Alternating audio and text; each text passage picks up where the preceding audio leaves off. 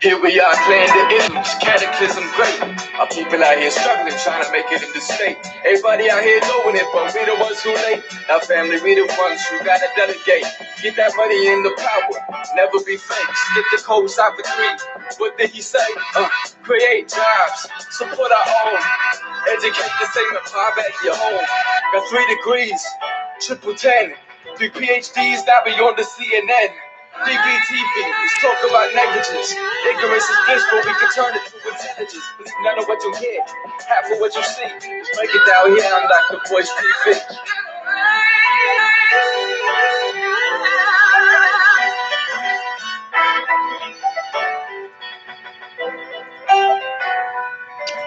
Hey, what's going on, Black people? I hope you guys are having a good day. I'm Dr. Boyce Watkins from Your Black World and the Black Business School.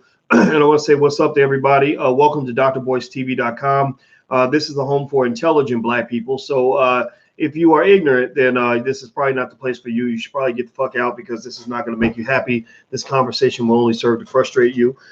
Anyway, I want to say hello to everybody and let you guys know how much I appreciate the chance to speak to you guys. I just got back from the gym.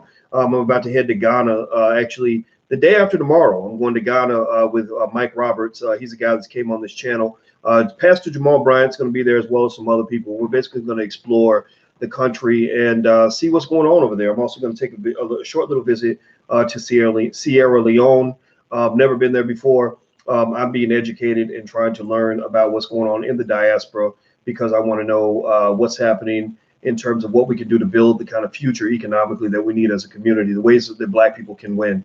So if you want Black people to win, just say B1. B1 means Black first. Black people matter more than other people. For our community, we have to put ourselves at the top of that pile. Type B1 in the chat if you agree, if you believe that Black people should be put first. Now, here's the deal.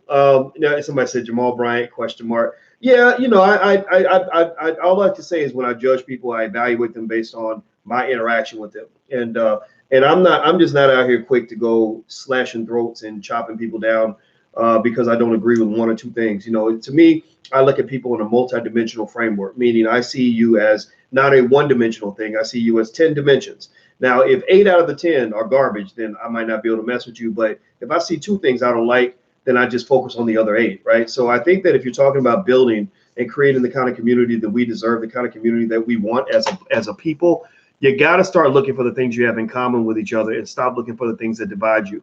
If you look hard enough, you will always be able to find a reason to hate a motherfucker. And I'm just not a fan of that. I just, you know, so are Jamal Bryant and I the same? No, we're not the same. I mean, he's a pastor. I'm not going to be no pastor. I'd cuss too much. I go into church. I'm sure I get struck down by lightning. But the thing that I respect is that when I meet a lot of the good pastors that I do meet in the community, they don't judge me. You know, they don't judge. Most of them don't. If you don't judge me for who I am, then who the hell am I to judge you? So I'm not going to judge you. I'm looking for brothers. I'm not looking for more enemies. I got enough enemies out here. I don't need no more. So anyway, with that being said, I want you to type the word unity in the chat. Type the word unity to let me know that you at least are trying to hear what I'm saying. Type the word unity in the chat because that's what we need. We need Black unity because that's kind of become a thing of the past. And you see how it's fracturing our community right now. It's just chaos. It's total chaos. It's like, you know, some fucking gang warfare and shit. And I don't want to be in the middle of that shit, man. Life is too short for that. Life is too short. History will not judge us well if we let the negativity take over our mindset. I just want to tell you that. If the negativity takes over, then history will look back at y'all as a big pack of assholes, all of us, and basically judge us in a negative way. So I'm not falling for the bullshit. We about to move forward and get this shit moving. So anyway, with that said, let's jump into the conversation. There's something that I wanted to discuss real quick on the channel that I thought was worth you know, kind of covering a little bit, which it kind of bothered me actually. You know, Tariq Nasheed has kind of had his old back and forth a little bit with ADOS founders, Antonio More, Yvette Carnell, etc. But Antonio and More and Yvette Carnell, they kind of have it out with everybody. They've attacked Louis Farrakhan. They've attacked Francis Cress Welsing. My God, you're attacking dead people. What the fuck is wrong with you? They've attacked, who else was it? Farrakhan, Francis Cress Welsing. They attacked Dr. Claude Anderson, an 84-year-old man who didn't even know who they were. I mean, he's 84. I went to visit Dr. Anderson. You know, I'm helping him get to the, you know, get to the steps and everything. And, and he's like, who are these people that, you know, he doesn't even know, right? I'm like, what the hell, man? They getting into fights with Talib Kweli, who has made it his life's mission, literally, to discredit them in every way that he can, which I think is unfortunate and unnecessary. And so Tariq was also on the list because I think that that's the game. I think the game is find somebody that's doing better than you and attack them and undermine them and try to do a hit piece on them in hopes that that it will elevate your status and elevate your profile. And I guess it worked. I mean, they were in the New York Times. You really never see my black ass in the New York Times, not for any good reason. Like, you'll never see me in there for a good reason, right? But I'll say this though, what I've been seeing is I like to analyze things and break things down and call it for what it is, even without necessarily giving you an opinion on what I think. Sometimes I may not even know what my opinion is, but I like to just know what's popping off, what's happening. And so here's the deal. Vicky Dillard sent something to me via email, or actually on Facebook, about Tariq Nasheed mentioning that that he was blocked on Twitter by the Grio. That the Grio has basically blocked him, and I guess that means he can't go to their page, he can't tweet at them, stuff like that. And I thought that was really strange. I thought that was quite fascinating that, you have this black news media outlet, and the Grio was one of the ones I kind of laid off the Grio. The Root is a problem. Like, the Root is a white-owned publication that seems to have a real funky agenda. Whereas the Grio, I kind of left it alone. I used to actually write for the Grio about maybe 8 or 9 years ago, back when they had different ownership. There's a guy named David who ran it at the time, and he was a nice guy, and I didn't have no issues with him. And I don't have a big issue with Byron Allen, but I thought it was fascinating that the Grio blocked him. And what was also, and Tariq says he never tweeted at them. Now, he has critiqued some of their commentary, but critiquing you, I mean, that's going to happen. If you are a media outlet, you're going to have people that get mad about the things that you say. You can't go blocking all of them because you're mad at them. So what really got my attention, though, was that when Vicky and others started kind of challenging the Grio about their decision to block Tariq, the Grio started talking back. They started really coming back in a really aggressive way. Now, I don't know who's forth. Personally, I think they should have just not responded. But since they responded, then there's something actually to kind of analyze here. So here's what was written. Hit the thumbs up button, by the way. I'm going to read this. So hit the thumbs up button if you haven't done it yet. So Vicky Dillard basically wrote, asked them basically, like, why did you block Tariq Nasheed? Basically, she said, black liberals are so tolerant, except as it relates to blacks who may disagree with them. The real Donald Trump is a global cancer. Have you blocked him? I urge you to reconsider before your actions go viral. And so she makes this statement, and the Grio, whoever tweets for the Grio, comes back and says, the message we're sending is that we're not here for ignorance. If you can't see the bigotry, homophobia, misogyny, and misogynoir, I guess that's the black version of misogyny or something, touted by your so-called prominent black voices, that's on you. We see it. We don't need it or welcome it into our space. Did y'all hear that? Did y'all hear this tweet that came from the Grio? It's some real interesting. I mean, unfortunately, what they probably don't realize is that tweets like that, just judgmental, disrespectful tweets that are disrespecting individuals that are highly influential within the black community. I mean, you might not like Tariq Nasheed, but how many of y'all in here, give me a yes or no, how many of y'all in here know who Tariq Nasheed is? How many of you in here know anything about Tariq, good or bad? How many of you, know who this guy is and have heard about Hidden Colors? Give me a yes or no. Give me a yes or no. I see. Okay, I'm seeing the yeses pour in. Right. A lot of black folks know who this brother is, and so I'm reading this. I'm gonna read this slowly again. I want you guys to kind of hear what's being said here. The first sentence is, the message we're sending is that we're not here for ignorance. Well, shit, nobody's here for ignorance. But if I go to the Grio, I saw an article on the Grio today. I'm not dissing the Grio, but I saw an article, literally all the important things happening in the black community. I saw an article about Master P selling ramen noodles or something, like Master P's new ramen noodle kit. I don't really care about Master P and ramen noodles. I like Master P. I ain't got this ain't no diss on Master P, but I just kind of thought it was fascinating that Master P and ramen noodles make the front page of your site. And And so I look down and I see, okay, 7 films we can't wait to see at the 2020 Sundance Film Festival. Last time I checked, give me a yes or no. Do you suspect that the Sundance Film Festival is a Black-owned film festival? Is Sundance Black-owned? Yes or no? Give me a yes or no. Is Sundance Black-owned? No, it's not a Black-owned film festival. So basically, it's like, okay, 7 films we can't wait to see, and we're excited about these films because white people are going to show these films. A bunch of bougie-ass white people who never really have ever given a rat's ass, even literally don't give a rat's butt crack about the Black community, but yet you are excited. You consider it to be Black progress that somebody's film is being recognized by these meaningless white people. When you got tons of Black film festivals out here that I don't even know have ever received the light of day on a site like the Grio. I'm not dissing the Grio. I'm just trying to, sort of help you guys see sort of different versions of Blackness. You've got some Blackness that is under the lens of whiteness, right? You got some Blackness that is driven to you from a white perspective.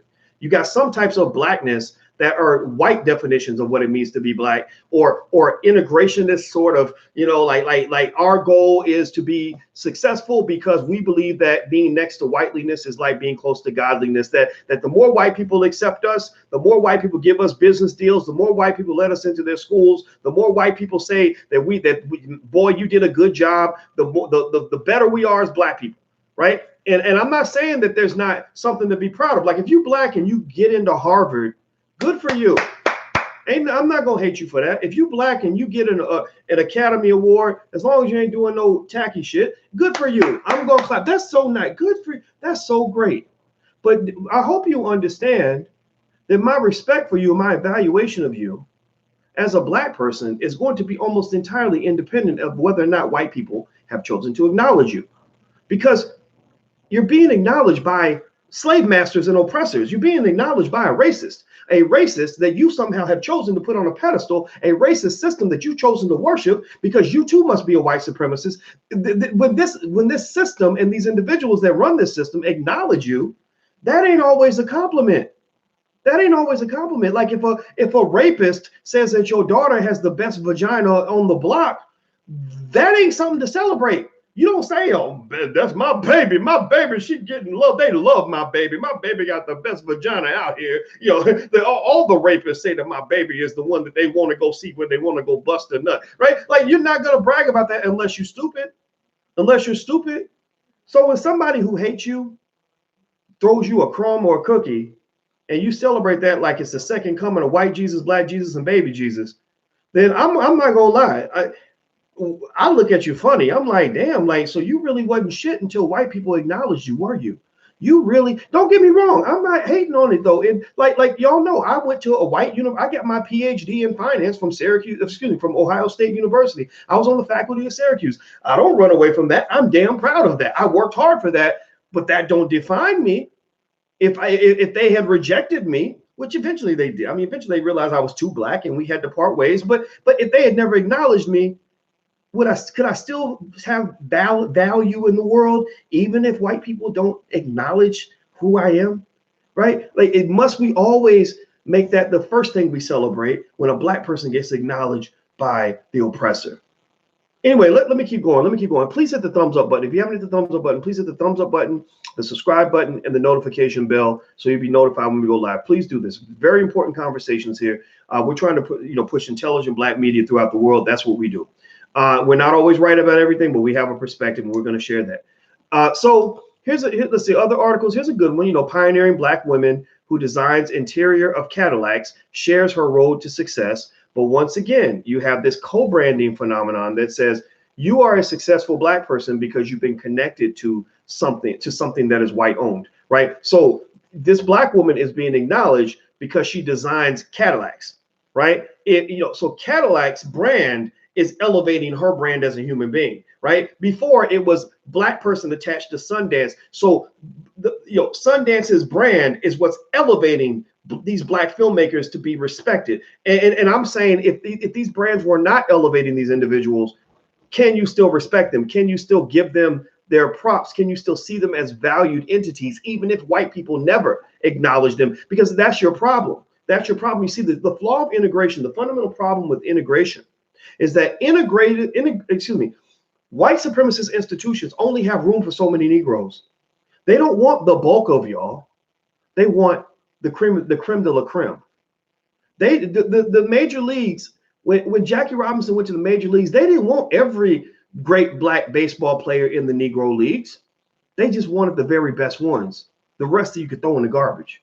They didn't want all the black business owners and all the people that were a part of developing, one of the greatest sports leagues in American history that would have been worth, the Negro leagues today, if it had continued to exist, would probably be worth about $50 to $100 billion today.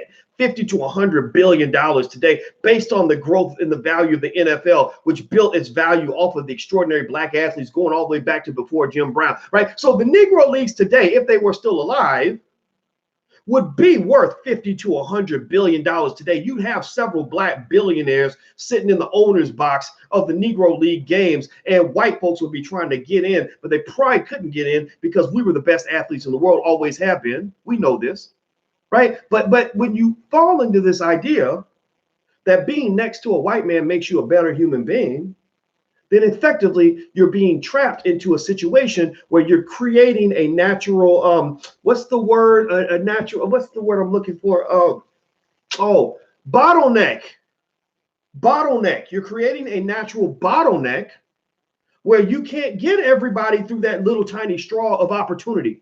Sundance ain't bringing in, 4 or 5 dozen great black filmmakers. They're bringing in like 5 or 10 or 7 or something, some tiny number, some single digit number. And what happens at that same time is you end up having hundreds, maybe thousands of brilliant black filmmakers, actors, actresses, camera operators, and crew who are unemployed because they're trapped into this idea of waiting for white people to acknowledge them so that they can feel good about themselves. You see, white people aren't really just giving you opportunities. They're really giving you your self-esteem, because you yourself inherently don't feel like you're being black to you. Unfortunately, the way you were raised, being black to you is like being naked.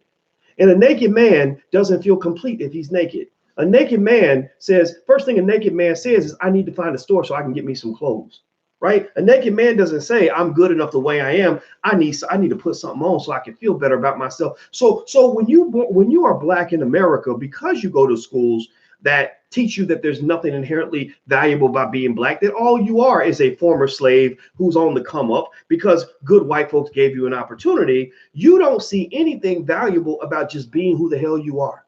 Most of the black people who walk around saying, I'm big shit, look at me, look at me, look at me, never would feel that way if white people had never acknowledged them. And they would also feel that they truly lost something if white people were to stop acknowledging them. That's why I felt it was so important for us to define for ourselves how we feel about Bill Cosby, because one of the things I wanted to convince Mr. Cosby of is that, look, you are somebody, even if every white man on the planet decides that you're a son of a bitch and a scumbag, even if every white woman on the planet thinks that you're worthless and should die in prison. I know black people in your community who respect what you have to offer the community, who may not think that you're a perfect person, but do see the value in having an elder who wants black men to pull our pants up, an elder in the community who wants black families to stay together, an elder who wants black children to get educated, a man who wants black people to have their own businesses, right? So that's your tribe. There you go. Call your tribe. That is your tribe. So I'm trying to tell you, I'm not trying to say that there's something wrong with you if you are a black person who's been acknowledged by white people.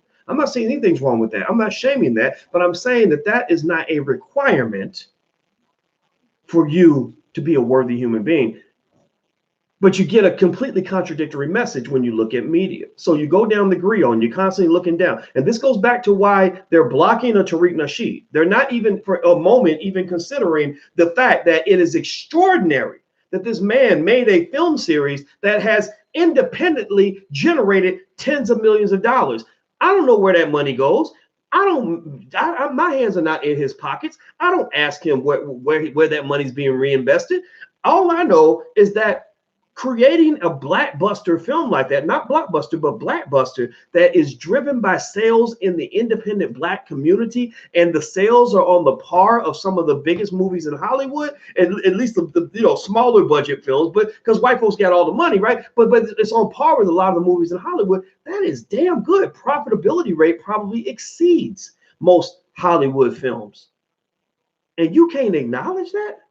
Like, you gonna act like he's just a worthless motherfucker because white people haven't picked him out of the crowd? Do you understand what I'm saying? Give me a yes or no if you're following what I'm trying to say here. What I'm trying to say is that, and Vicky brought this point up. It's real fascinating that you want to act like a Tariq Nasheed does not exist, but you'll talk all day about Donald Trump, right? Or you want to act like, other people in the black community, the independent black media ain't real, but you'll talk all day about white people who never gave you the time of day, who don't even consider the Grio to be a legitimate or relevant or meaningful media outlet. You're suppressing the voices, the independent voices in the black community that are getting respect from millions of people. But yet at the same time, you're asking people to get behind you and Byron Allen's Comcast lawsuit, where he's claiming that he's being blocked out as a black voice. So isn't that fascinating? The oppressed is becoming the oppressor. You're sitting here complaining like they won't acknowledge us. Comcast won't let us on. Comcast is blocking out black people. That ain't right. That ain't right. And then guess what? You're blocking black people. Ain't that the motherfucking salt shaker calling the pepper, whatever the fuck? No, the salt calling the sugar white. I'm trying to stop saying the pot calling the kettle black. But y'all know what I'm talking about. It's crazy, right? It doesn't make any sense. So anyway, let me keep going. Let me keep going down. I'm gonna go down and keep analyzing the Grio's front page. This is not a diss. I don't consider the Grio to be a worthless media outlet. They've kind of got that People magazine sort of feel, like a black version of People, kind of a BET kind of thing. And it's okay. I'm not saying that this is a bad thing. I'm not saying that these are bad people. I'm saying this is a bad move and a very bad look. And when I saw this happen, when I see somebody dissing my brother or going after my brother in a way that is unfair, I don't even ask them if it's okay for me to stand up for my brother, because that's what I'm supposed to do. When I saw this HBCU, there was an HBCU, I forgot the name of it, that apologized for David Banner's speech. I went and I defended David Banner. David did not know that I was going to do that video at all. I just defended him because that's what I was supposed to do. So David sent me a little text and said thank you, and I appreciated him saying thank you. But even if he had never said thank you, I wouldn't have expected him to say thank you, because that's what I'm supposed to do. When somebody goes after Farrakhan, I defend Farrakhan because that's what I'm supposed to do. So so at the end of the day, I'm defending Tariq more than I'm attacking the Grio. This is not an attack. This is really kind of helping us really think a little more deeply about this. So you keep reading, right? So again, so the general theme, unfortunately, for a lot of the black media outlets that we have, excluding the Atlanta Black Star. I love the Atlanta Black Star. They keep it 100. That's an extraordinarily good news outlet based on what I've seen. The Root is garbage. I can't have much respect for the Root. They're pretty much a white publication in blackface, to be honest with you. But when I go down, so I see something about the movie Queen and Slim. Again, another movie probably put out by a white production company. I'm sure they have black people that they've hired, but I would imagine whoever funded this film is probably not from the black community. There's some stuff about Dame Dash and Jay-Z. Again, more celebrity stuff. George Zimmerman, Trayvon Martin. That's more of a social justice sort of issue. Sort of left-leaning. Master P and the Ramen Noodles. I'm looking here. I see a whole black glam section. I see something from Billy Porter, the guy who wears the dress to the Oscars. So again, this is feeding into the white liberal agenda. And in fact, I actually, in my mind, sort of laid out a prototype of what I call corporate black versus independent black. This is something I kind of thought about literally maybe 15 minutes ago, but I kind of wanted to lay some of these thoughts out here so you guys can kind of understand this, kind of analyze this and see what I'm seeing here. When you talk about corporate black, you're really talking about black folks that see black progress as, I want to, being accepted by white people is the goal, right? If white people acknowledge us, then we've won. If white people don't acknowledge us, then that's not fair. That's discrimination. We need y'all to acknowledge us. If you acknowledge us, then we're good, right? And what you see is, you'll see very left-leaning rhetoric. Like, they tend to run in complete alignment with the Democratic Party. Like I told you guys from the beginning, the ADOS movement, which started off as independently black, or at least that was the narrative, it's not independently black anymore. It's sort of basically concluded. It's like X plus Y plus 12 divided by 95 raised to the 43rd power equals vote for the Democrats, right? Equals vote for the Democratic Party, right? It all comes back in line with that, left-leaning Democratic Party, socialist / liberal agenda, right? And the liberal agenda is pretty predictable, pretty textbook. You kind of see stuff that involves LGBT stuff, a certain point of view when it comes to feminism, a certain point of view when it comes to immigration. Like I've seen a lot of articles on the Grio, space wasted in my opinion, because they could be talking about things that independent Black people are doing. Like they could be talking about how great Freedom Home Academy is in Chicago, which is one of the best schools I've ever seen in my life.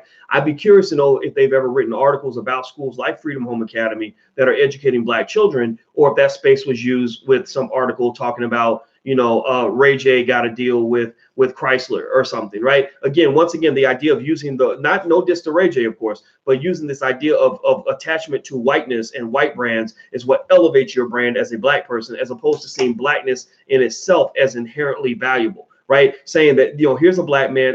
I'm not impressed that you're a Black man who's attached to a white man. I'm actually more impressed to a Black man who's only attached to Black people. Right. So rather than talking about the Black entrepreneur who got $10 million from Silicon Valley, from a white venture capitalist in Silicon Valley, I'd rather talk about Jay Morrison and the Tulsa Fund that ran a grassroots campaign to raise $10 million right out of the seeds of the Black community. I thought that was actually far more impressive than a Black person who was able to somehow secure a meeting with a white guy who decided to throw them some money. Right. So corporate Black tends to be a heavy focus on celebrities. And that's very dangerous for you as Black people to get addicted to Black people who have been pretty much coronated by white media establishments, right? So that would be people like maybe the Kevin Harts or Tiffany Haddishes and people like that. Not to say that these are bad people, though. This is not a Tiffany Haddish diss or a Kevin Hart diss, but it says that these are individuals who've been elevated in your mind because you consume white-owned media, and white-owned media gets to decide who your leaders are going to be. They've been doing this for a long time. They used to do this back when Dr. King and those guys were running around. There were independent Black movements rising up out of the community where you had people literally rioting in the streets and real leaders emerging from the streets. And they didn't like this. So what they did was they said, let's go put a whole bunch of money and use our media power to position some Negroes in front of the masses.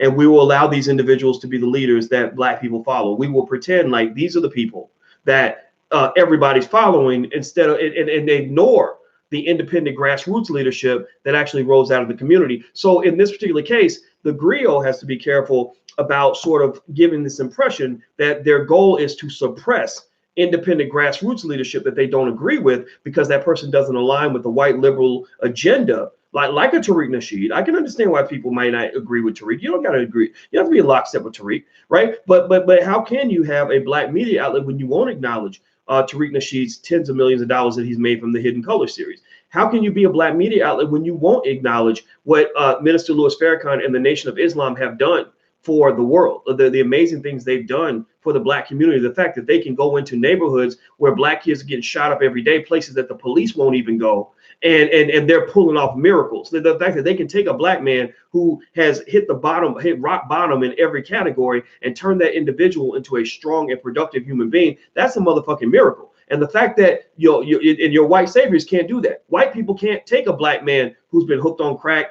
and murdered somebody and turn him into an asset for the community. The Nation of Islam has done this thousands of times. So why are you not celebrating that, but you're instead focusing on the things that white people don't like about a Farrakhan because he's directly challenging white supremacy? Again, not to just put Farrakhan on that pedestal. You have a right to disagree with any part of this that I'm saying, but what I'm saying is you got to look at how this game's being played. So when you talk about corporate Black, you've got this left-leaning, we love the Democratic Party no matter what kind of ideology.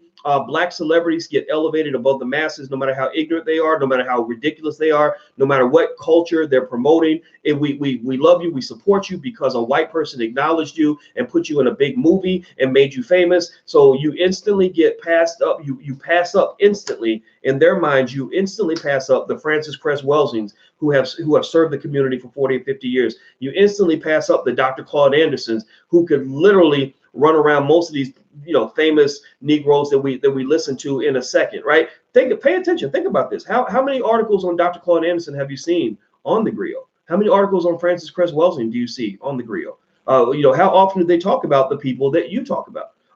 So anyway, let me keep going. But instead, you see 1,000 articles about stupid celebrities that haven't done anything for the Black community, care nothing about Black people, nothing. But their number one most favorable attribute is that they are famous. That people they're famous because white people put them on their platform and the requirement to be on that platform is that you must promote whatever culture that person who controls the platform believes to be appropriate, right? So that social engineering, unfortunately, if you're not careful, you can be accused of supporting social engineering. So moving on. So the corporate black, by the way, hit the thumbs up button. Please hit the thumbs up button if you haven't done this. It's very important. Hit the thumbs up button.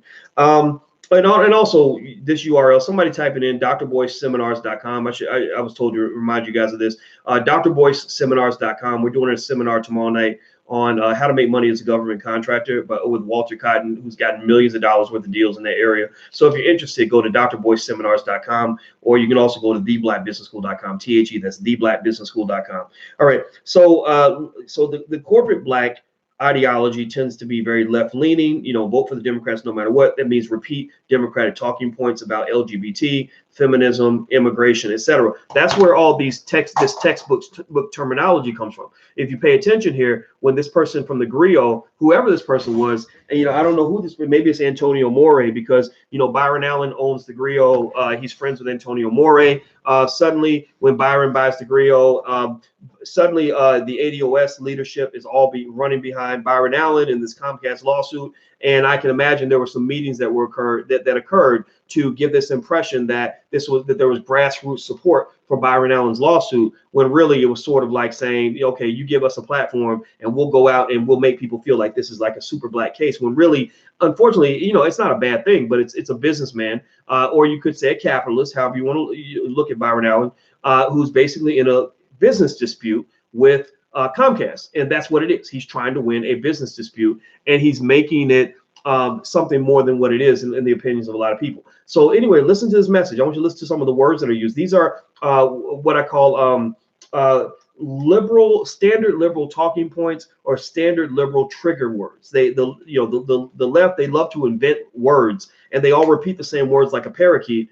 And these words are used to create an intolerance for those who aren't following in lockstep with whatever fascist ideology or fascist agenda that they put in place. So the words they use are, if you can't see, and they're talking about Tariq, this person from the Grio, they said, if you can't see the bigotry, homophobia, misogyny, and misogynoir. So they've taken a white liberal term and made it black by adding the word noir at the end, right? So it's like black misogyny, right? Because we've defined the heterosexual black male as the villain in all of this, right? So to some extent, unfortunately, we've gone back to the Hillary Clinton, Bill Clinton super predator ideology that basically said black males, heterosexual black males, are the scum of the earth. They need to be exterminated. They're the reason that we have these problems. I don't know if anybody remember, yes or no. Does anybody remember that article that was in, I think it was on Very Smart Brothers, which is a very, very strong LGBT type platform, where they actually had an article where they said black men are the white men of the black community. Give me a yes or no if you remember that article. Do you remember? It was an article that was titled "Black Men Are the White Men of the Black Community." Like this idea that black men are scum, black men are the reason for our problems, black men are the ultimate predators, black men in their toxic masculinity is harming the black community, and so it's okay if you want to point out toxic behavior. We know we got some toxic brothers out here, and I think real men should stand up to that. But when you sort of create a narrative that the majority of black men possess toxic masculinity, then what you're doing is you're feminizing the entire community. So you're elevating the feminine men, and you're pushing aside and destroying or trying to eliminate the masculine men, right? And that's how you conquer a people. That makes a community more conquerable, because an alpha male isn't going to fall in lockstep with whatever bullshit that you're feeding the community. The alpha male is going to protect the community from whatever propaganda you're trying to push. And the liberals are really good with their propaganda. Conservatives are too. And I would say that Tariq might be defined as an alpha male. He doesn't come off to me as being, a guy who would date a man. I don't know. I ain't never in the room. I ain't never in the bedroom when other men are having sex. But I will say that Tariq is in that alpha male category, heterosexual male. He's called out the agenda, right? And so that makes them start pulling out their laundry list of labels. They love to label people. Pay attention. I want you to start listening to how quickly the liberals label people when they don't like what they have to say, right? Like, so listen to these terms. I'm gonna go through them again. Bigotry, homophobia, misogyny, misogynoir. These all these terms except misogynoir, which is some shit that they just apparently just made up last week. I don't know. Those are all terms you tend to just hear from white liberals. So effectively, a lot of our our black liberals are kind of white liberals in blackface. They just take white liberal ideologies, like white liberals run around screaming about immigrant kids, don't care nothing about black kids in jail or whose parents are in jail and all that, or black kids getting shot in the hood. They ain't gonna talk about that first. They're gonna talk about little Paco from El Salvador who got, stopped at the border with his mama because he was trying to break into the country illegally. And they'll talk about that before they actually talk about black kids in their own communities who can't get a damn job, or the fact that 46% of all black males on the south side of Chicago between the ages of 20 and 24 are unemployed and not in school. I'm sorry. I hate to say it to you. Maybe you could, I'm sure they have labels for me as well. I've heard labels used against me as well, but that I don't give a shit about that. I got labels back. I'm smarter than you, so I can make up words too. And but I don't care where you come from. I'm sorry. If you are black, issues in the black community have to take a top or very high priority. And it has to go to the point where you say, I'm very sorry that very sorry that Paco and his mama got held at the border. I wish them the very best. But I know little Shakisha has a daddy that was locked up during the Hillary Clinton super predator Holocaust of mass incarceration. He was locked up in the 1990s. And little Shakisha is traumatized because she has not seen her daddy as a free man since 1998. So before I help little Paco, who was breaking into the country illegally, who's not an American citizen, who's being held because him and his mama tried to violate federal law, I'm going to go help Shakisha and help her get her daddy out of prison, who was locked up on a nonviolent crime anyway, who should have been released in 2001, right? And so my point is to say that, it's kind of sad when I see black spaces that really aren't advocating for black people in a meaningful, relevant, independent way. They're kind of sort of recycling the okie doke, recycling the same ideology that was fed to us during what I consider to be the Holocaust of integration. I call it the Holocaust of integration because that was disintegration of your institutions, of your families, your businesses, your schools, all the things that you had that were black, that belonged to you, disappeared because you wanted to go across the street where you thought the ice was colder. All right. So let me keep going. Please hit the thumbs up button. If you haven't hit the thumbs up button, please do that. So let me see here. Give me 15 minutes. Yeah. I'm going up, though. Okay. All right.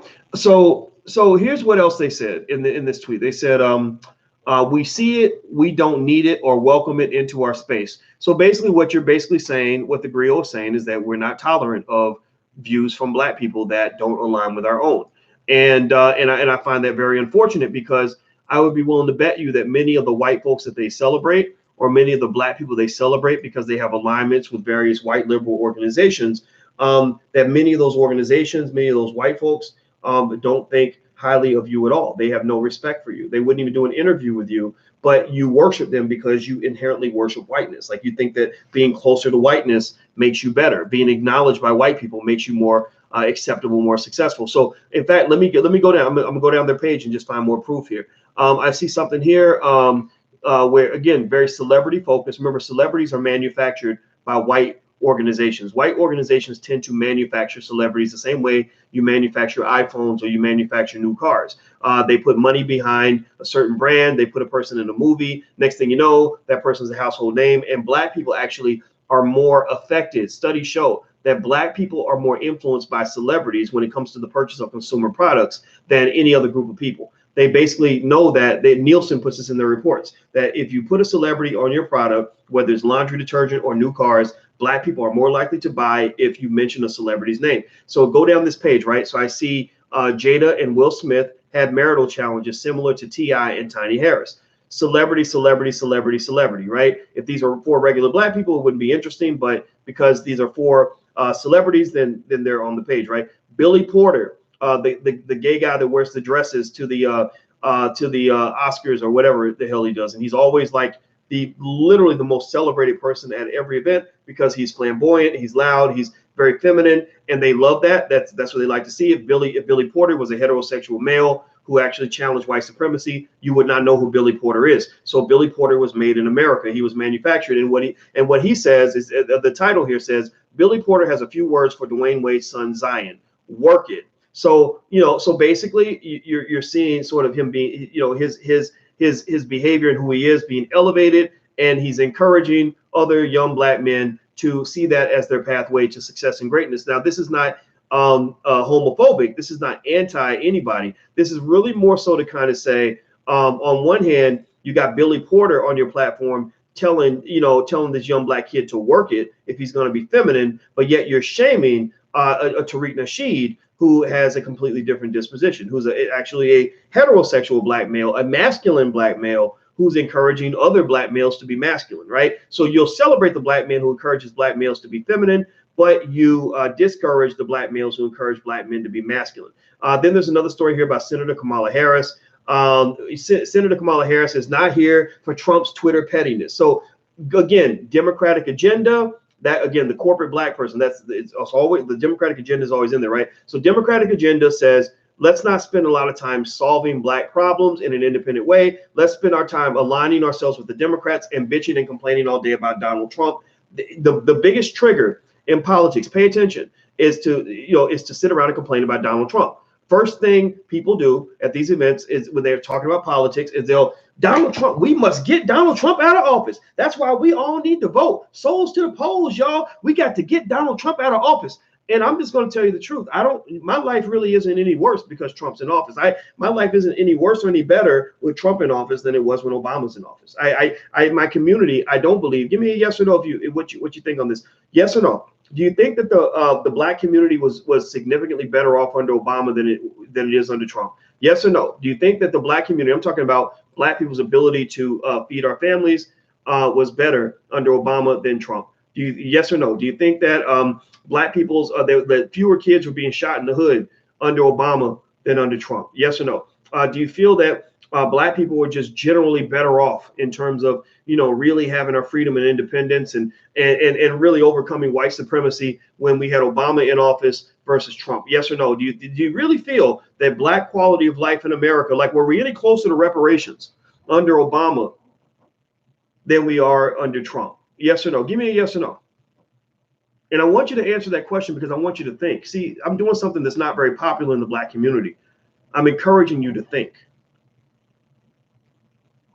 And the reason I want you to really think about this is I want you to ask yourself then, if black life under Obama was no better than black life under Trump, why do you have me so riled up about showing up at the polls to put the Democrats in power just so we can get Trump out of office? How did you convince me that Trump is the cause of all my problems as a black person when Trump is not the problem? It's white supremacy that's the problem. Trump is a symptom of a bigger problem. Trump is just one white supremacist who replaced another white supremacist by the name of Barack Obama. You see, the problem with white supremacy, the reason white supremacy fools you in many cases, in my supremacists look just like you. The Grio, based on what I've just laid out with these articles, unfortunately, the Grio even positions itself as a white supremacist organization, although they're not card-carrying Klansmen who are going to go kill a black person because they're black. But there is this thing. Like, let me just say this. Let me just break it down like this. I'll pick a person in here. All right. Let me see. Jay Bay says Boyce been turned since aligning with Tariq. Yeah, me and Tariq been friends for years, man. But Jay Bay, I'm gonna say this. Jay Bay would be covered by the Grio in a month if one thing happened. Let's take the most racist, powerful white man in Hollywood. Let's say he runs Universal Studios. So if let's take a really racist white guy who goes to Jay Bay and says, Jay Bay, I can make you a star. I'm gonna put you on America's Got Talent, and I'm gonna make you the biggest name in America. All I need you to do is buck dance and act like a coon, and I'll make you the famous black person ever. And black people and white people everywhere will love you, acknowledge you, and celebrate you like no other. Well, guess what? Jay Bay instantly is on the cover of the Grio in a month. The Grio's covering Jay Bay's life. If Jay Bay goes out and buys him a $10 million house with his white wife, then the Grio will cover that. They're gonna be like, here, check out Jay Bay's new pad, right?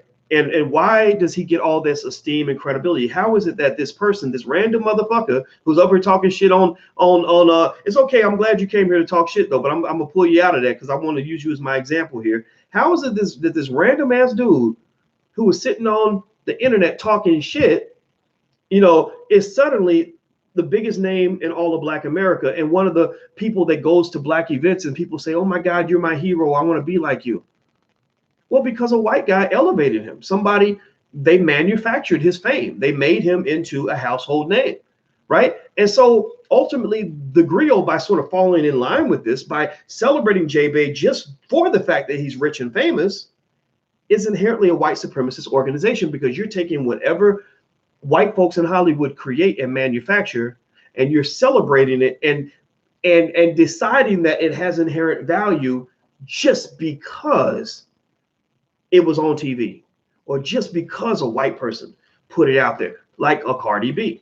How is it that more of our children know about Cardi B than there are who know about Frances Cress Welsing? Is there any? Give me a yes or no. Is there anything on earth that would tell you that Cardi B is more valuable to the Black community than Frances Cress Welsing? What? Yes or no? Is Cardi B a greater asset to the Black community than Frances Cress Welsing? Yes or no? I want you to just answer so we can. It's a stupid question, but I want you to give me a stupid answer. Yes or no? No. But Cardi B was made in America. Cardi B is a product of white supremacy, because they'll grab some gutter ass stripper, who can't even spit out a straight sentence out of her mouth, who brags about how many penises she sucked last week and how many men she drugged and robbed, right? And they will elevate her and make you think that she is that she's a Black leader. Next thing you know, Cardi B sitting and debating with Bernie Sanders. Well, if these Democrats are supposed to be representing your interests as Black people, and every time there's a conversation, they don't want to talk to the scholars and the elders and the teachers in the community. Instead, they go to the strippers and the thugs of the community, or some pastor with a perm. Then why would you be surprised when they're pursuing their white supremacist agenda and ignoring the Black agenda altogether? You see, they show you in many ways how they don't respect you. You just miss the memo a lot of times. You can't see it. You don't get it because I don't think anybody's ever broken it down to you like this. This is something I had to get into my 40s. I have a PhD, and I had to get to my 40s to really see it all and to really be able to kind of see the certain way. So some of the stuff I say is going to sound crazy. It's not even going to make any sense to you, because it wouldn't have made sense to me 15, 20 years ago. So, but I just kind of want y'all to at least consider what I'm saying. And those of you who trust me, just kind of trust me that I thought about this for a while. And the game is deep, y'all. I mean, this white supremacy thing, this brainwashing thing is very, very deep. So the corporate Black model, celebrity heavy, this is the Grio, right? The corporate Black model will be celebrity heavy, very left leaning, prototypes, almost like operatives for the Democratic Party to pursue Democratic Party propaganda. Like those terms like homophobia and misogyny and all this other stuff, kind of the terms that they would tend to use. If you write an article for the Grio, and let's say that you're pro-life and you say, abortion, I don't agree with abortion, that article will not get published. But if you write an article about women's lib or something that fits with the feminist agenda, then you're going to get published. They're going to make you a star. What else? LGBT, white liberal. Oh, interracial marriage. Meghan Markle. I'm sure when Meghan Markle got married to that redheaded white boy who got his money from slave masters over in England, when she married the redheaded white boy slave master in England, she was probably the most celebrated person on the Grio page, because again, in the minds of the corporate Negro, whiteliness is godliness, right? Being next to whiteliness means you've made it, right? And so what they do is they take a vertical, what is actually a horizontal move, and they make you think it's a vertical move. You actually moved over, and they make you think you moved up, right? You've just gotten closer to your oppressor, and they actually make you think you've elevated your condition, when the reality is that you have not elevated your condition. If you're being beaten and murdered by a rapist, and you get the rapist to marry you, you're not in as good of a position as you would be if you actually got away from the rapist altogether and said, I'm not going to let you beat me and rape me, and I'm not going to marry you and let you love me either, because you don't deserve my love. I'm going to get away from you because you're a danger to me, right? So ultimately, if you talk about the corporate Negro or the corporate Blackness, you compare that to what I consider to be independent Blackness. which might be where Tariq Nasheed is, where Francis Cress Welsing is, etc. And not that any of these individuals are perfect, including myself. I'm not perfect. Y'all know this. I've been talking to y'all for years. I'm sure you've heard lots of ridiculous things come out of my mouth, and things that don't make any sense, or things you don't agree with, and that's okay. But that independent blackness tends to be centered on basic ideas like keeping black families together. Black men and black women marrying each other, loving each other, building strong families, and staying together, right? Not a bunch of babies, mamas, and baby daddies, and all this other stuff. Just literally coming together and creating units and being secure with one another. Entrepreneurship, the development of black-owned economic institutions, not just black banks, but black. Celebrating things like remembering what the Negro Leagues represented and saying, how can we invent things similar to that in this day? Like, so for example, like I love to brag. Every single person I work with all the time isn't always 100% black, but it's very, very black. My space is very, very black. Like I was sitting there and I was thinking about the fact I put it on my Instagram, and I was so proud of the fact. I said, man, I got a black accountant, a black financial advisor, a black assistant, a black insurance agent. At my wedding, I have black security. I got a black wedding planner. I got black videographers. I said, I got all black everything, and that's premium. Like that's premium. That's better than the Ivy League. And that was my way of saying, that we have to make sure we remember that blackness is premium in itself. That blackness can sit in a room by itself without any acknowledgement whatsoever from white supremacist institutions and still be more valuable than platinum, right? You're sitting on the power. You're sitting on the gold mine. You're sitting on the multi-trillion-dollar enterprise that is the black community. Like you're right on it. You ain't got to move. You ain't got to go across the street and get validated and acknowledged by somebody else in order for you to become relevant. What you think is increasing your value is actually reducing your value. That what you think is making you better is actually diluting who you are. So pure blackness is beautiful and amazing in itself. And I think people are getting that, right? Like, for example, on Black Knowledge and the African History Network, which are, you're seeing these masses of black people coming back home and reconnecting and really finding the joy that comes with finding that core strength in your community. And you'll see, Jamal Brewer, who runs Black Knowledge, which has almost, I think, 800,000 people on the page. And he'll just put a beautiful picture of this beautiful black couple, dark skin with wearing African garb and stuff like that. And it'll get 10,000 likes because people are so happy to see that beautiful blackness on the screen. Like so to me, we're in this beautiful time actually where we're challenging, some of these old-fashioned, ridiculous, somewhat watered down notions of blackness, and actually getting to where I think our strength really lies. And also not just where our strength lies, but also where our solutions lie. We've tried integration. We tried the whole, like, let's go and see if white people will give us enough jobs to help us get wealthy. Or we tried the whole, like, let's go to white universities and give them all our money so that we can hopefully have a better life, right? We tried the whole, like, let's go be friends with white people so that they'll acknowledge us and make us feel better about ourselves. And we still find ourselves losing. We still find ourselves behind. We still find ourselves hurting. We still find ourselves feeling inferior, second rate, mistreated, disrespected on a regular basis. Right. And so I almost say that the struggle for black strength and black power should not be one that's so focused on just combating white supremacy. Right. When you're first fighting, for your racial dignity, you're just boxing white people. Like I'm gonna prove it to you, and I'm gonna make you acknowledge me. I'm gonna march and rally outside your building. I'm gonna challenge you. I'm gonna argue in your face. I'm gonna get, and I understand that, right? That like you're fighting this thing that you see to be the enemy. But I almost think that the next step should be really transcending that and saying, you know what, we're not really going out looking for you. We're not going to try to be great by looking for you. When we make black people great again, we're not going to go looking for white people so we can prove ourselves. We're actually going to go look for each other. Because the thing is, if we go look for each other, then we're going to find everything that we need. And once we look for each other and find each other, it won't matter what other people do. You see, defeating your enemy is not the goal. In fact, you've only really truly defeated your enemy when you don't even know that your enemy exists. When you're not fighting the enemy at all, you're just being you, and you're just living in your greatness and walking in your light and being as great as your ancestors made you. And I think that's the secret for black people in terms of being extraordinary, right? So once again, I will say, just to summarize, and I'm gonna go ahead and get out of here and go to bed. I think that it was a bad look for the Grio to block Tariq Nasheed. I think that in terms of, if you want to know my take on what's going on, I don't think it's a coincidence that Byron Allen owns the Grio and that the Grio is aligning themselves with Antonio More and Yvette Carnell, and that Yvette Carnell and Antonio More are supporting the Byron Allen Comcast lawsuit and making it into something that it's not. I think it creates an ugly contradiction for them because they run around screaming that capitalism is bad, but yet you've now got a capitalist has you in their pocket, basically getting you to pretend like his whole Comcast lawsuit is a grassroots initiative, and it's not. It's a corporate dispute. Like, I understand these things. Like, I don't have any, but then again, I don't have any issue with black people want to make money. They do, right?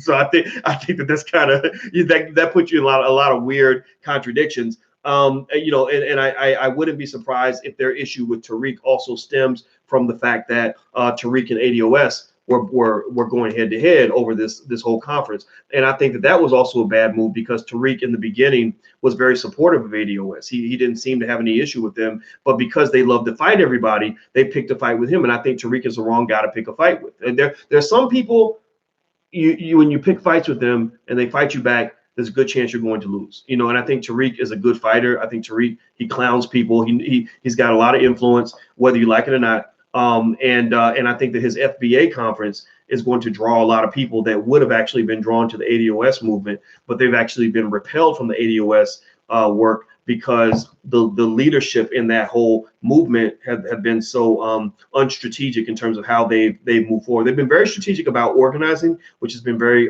which I actually respect, but they've been unstrategic in terms of picking all the wrong enemies. Even myself, I'm not going to help them. I'm supporting Tariq's event. Tariq reached out and extended an olive branch and said, hey, not that we needed an olive branch. We've always been friends, but he said, hey, would you like to come to the event? I said, great, sure. And I was happy to do that. I was like, great. We're stronger because we're all working together. Whereas, the ADOS folks, I introduced them to the pastor, Kevin Cosby, where they host their convention, right? So if things had gone differently, then maybe I could have been an asset to them or an ally for them. But instead, no, I'm not going to be your ally because I don't like that energy. I don't like that energy of creating enemies. I want to make friends. You know what I mean? I want to make, friends with people. I want to work together. I want to find the things that we agree on as opposed to the things we disagree on.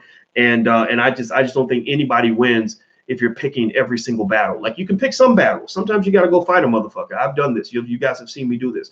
But don't think that I don't sit and think about it as to whether or not this is really a battle that's going to actually benefit me. Most of the time when you're fighting, you're not winning. You're going to lose. So Joe says, no offense, but ADOS is fine without you. I agree. They are going to be fine without me. And I'm ADOS, right? I'm ADOS. I just don't support the leadership. So remember, there's a distinction, right? ADOS means you're a descendant of slaves. My great-great-great-grandfather's name was Boyce, and he got that name from his slave master. So I am a descendant of slaves. I can prove this, right? So I am ADOS. But I'm not part of that movement with Yvette Carnell and Antonio More. And I'm sure they have followers there, but I'm sure they also lost a lot of followers because a lot of people feel that based on the way Tariq feels about them, that they have to make a choice. And a lot of people, if they make a choice between Yvette Carnell and her weird energy versus Tariq, a lot of people are going to pick Tariq, right? And I personally say maybe you shouldn't have put them in a situation where they had to choose. A lot of people feel like they have to choose. And that's what I'm saying, and that's my analysis of it. But in case you want to know, I'm sure people might have things to say about what I'm saying in this video, but I'm not really going to respond to that because, like I said, I pick and choose what I respond to. All right. So anyway, guys, I'm going to get out of here. Please hit the thumbs up button, the share button, hit the subscribe button. Also, if you want to get started for free in the Black Business School, I hope my goal is on this channel, I want to see your lives get better. Because you're listening to me. This is not just entertainment. This is actually growth. So I want everybody to become an investor. So maybe download one of the investment apps, actually even on Cash App. They actually now allow you to buy stock on your Cash App. So do me a favor, man. If you haven't done it yet, just get on your Cash App, buy you at least $1 worth of stock, and then start buying a little bit of stock every week. And then and then on the Black Financial Channel, we'll kind of talk about what's going on in the stock market. And that'll be a way for you to grow and learn and kind of evolve into an investor. Because I can promise you, I put it on everything. If you become an investor and you do it consistently throughout the rest of your life, your children and your grandchildren will be in a much better financial position because you made that choice. So please do that. Please, please, please. All right. Let me see. I want to say thank you very much for Black Mountain Hotel. Thank thank you for your donation, brother. I appreciate you very much.